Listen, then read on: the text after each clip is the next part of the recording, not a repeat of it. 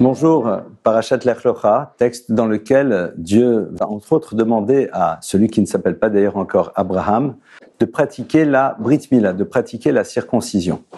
Et évidemment, cette Brit Mila, elle va nous ouvrir à une réflexion beaucoup plus large. En effet, lorsque l'on parle de Brit, on parle d'alliance. Or, de manière très intéressante, la Torah nous parle à un moment d'une autre alliance. Elle nous parle de ce qu'on appelle Brit Halashon, c'est-à-dire de l'alliance avec le langage. Le verset nous dit Brit Krutalis Sfataim, que Dieu a contracté une alliance avec Sfataim, les lèvres. Alors, évidemment, la question, elle se pose, d'un côté la Brit Mila, c'est-à-dire cette alliance qui va se situer sur l'organe reproducteur masculin, et d'un autre côté, Brit Halashon, l'alliance au niveau du langage.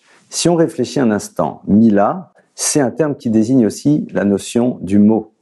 Et une idée passionnante que développe d'ailleurs le Rav Tatz, c'est qu'il y a à la fois l'organe reproducteur masculin et en même temps le langage ont une particularité, c'est que ce sont des organes fécondants.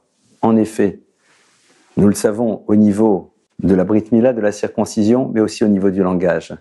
Chaque mot que l'on prononce va avoir un retentissement qui va aller au-delà de l'instant présent. De la même manière, lorsque l'on donne la vie, eh bien dans la vie qui émerge se trouve la vie d'après, puis la vie d'après, puis la vie d'après.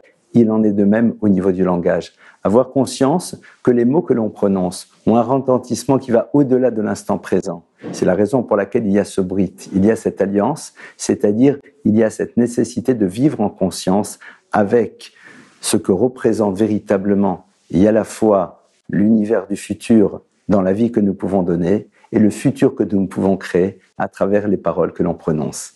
Shabbat Shalom.